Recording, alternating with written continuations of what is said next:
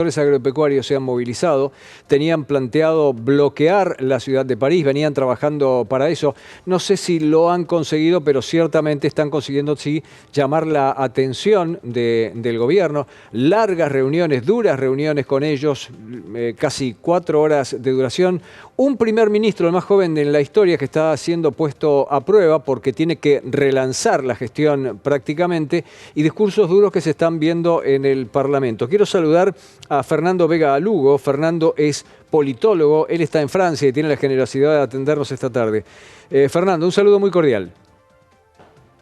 ¿Qué tal, Pepe? Muy buenas tardes. Muy buenas tardes, Fernando. Bueno, ¿qué estás viendo? Primero, ¿cuál es el cuadro de situación que está pasando en la calle?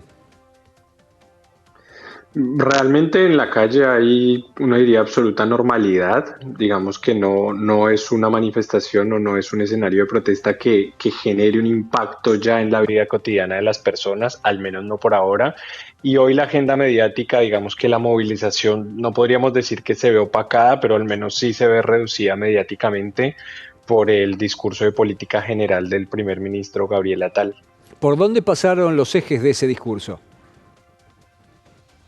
Realmente fue un discurso muy largo, acabo de hablar hace apenas unos minutos, hace cerca de 45 minutos.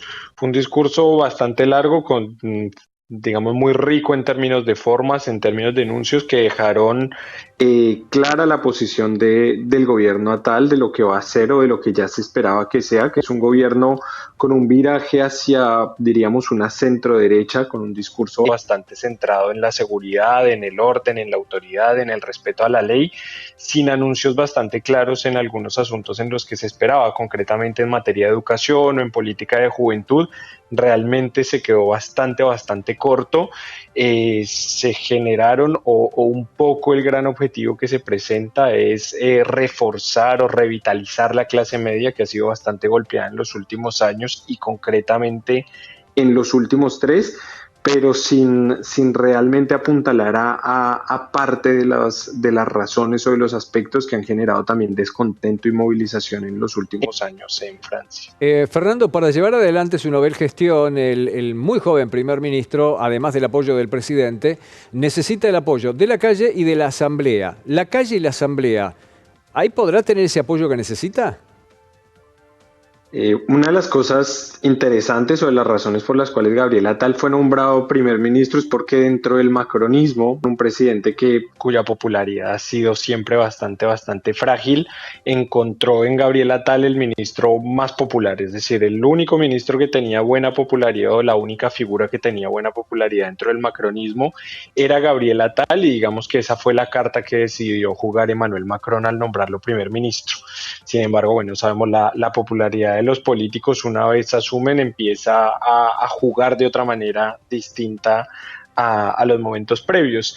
Y por otro lado, en términos de la legitimidad en el Parlamento, hoy la realidad de Francia es que tenemos una asamblea, un parlamento dividido en 3 tercios, un tercio donde está la extrema derecha que se ha venido reforzando y la derecha tradicional, el partido, los republicanos, que se han tendido a mover un poco más hacia la derecha. Por otro lado está el macronismo, que es, digamos, la mayoría, pero no una mayoría absoluta.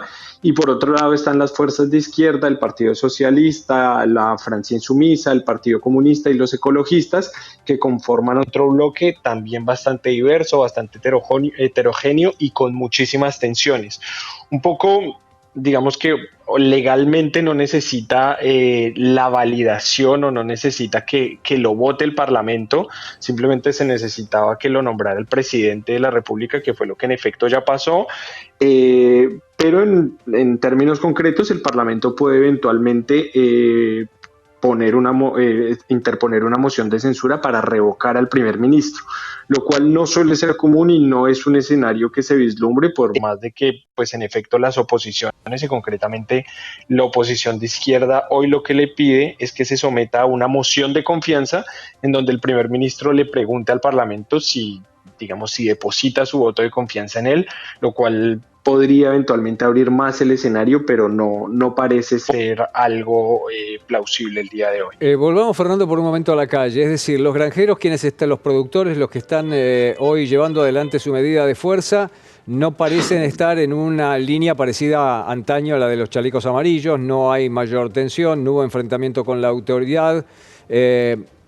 ¿Existe la posibilidad que en algún momento la entrada de productos o los suministros para la gente puedan sufrir algún tipo de bloqueo, cuando menos una demora, si no escasez? Los productores han dicho que no es el objetivo, que su interés es seguir trabajando y es seguir, digamos, aprovisionando el país.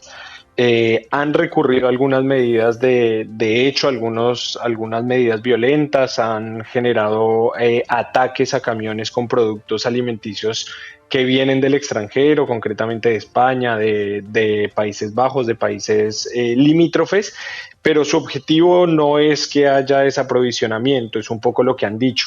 En términos de la comparación con los chalecos amarillos, podríamos decir que sociológicamente hay ciertas similitudes, es esa Francia alejada de las grandes ciudades que hoy está hablando. Sin embargo, bueno, los medios de expresión no son necesariamente los mismos. Los chalecos amarillos en términos de su configuración profesional eran mucho más difíciles de clasificar. Hoy en día, bueno, es claro, profesionalmente son los productores de agropecuarios y hay unas reivindicaciones mucho más claras y mucho más concretas expresadas en su movilización y en su protesta. Ahora vamos a un capítulo que interesa particularmente a esta parte del mundo y tiene que ver con el acuerdo Unión Europea-Mercosur. Sé que el presidente Emmanuel Macron ha pedido a la Unión Europea que lo pare, que lo frene absolutamente, que hay una cantidad de cuestiones que no quiere ni siquiera abordar. Sin embargo, Olaf Scholz, el mandatario alemán, y Javier Milei, por ejemplo, en la última conversación que mantuvieron, habían quedado en tratar de impulsarlo. ¿Qué futuro le ves a ese acuerdo? Yo creo que hoy el acuerdo está bloqueado, es un acuerdo que tiene muchas resistencias, no solamente en Francia, sino también en Alemania. Hoy incluso si hablamos del caso alemán, la popularidad que tiene Olaf Scholz es mucho más, ha sido mucho más fragilizada en las últimas semanas. Por un lado tiene también una oposición de extrema derecha que se ha venido reforzando, por otro lado también tuvo una expresión de movilización por parte de los productores agropecuarios que también se han opuesto a este acuerdo de libre comercio. Entonces yo hoy creo que el escenario es bastante complicado para que puedan seguir adelante las negociaciones, al menos tal y como se venían planteando.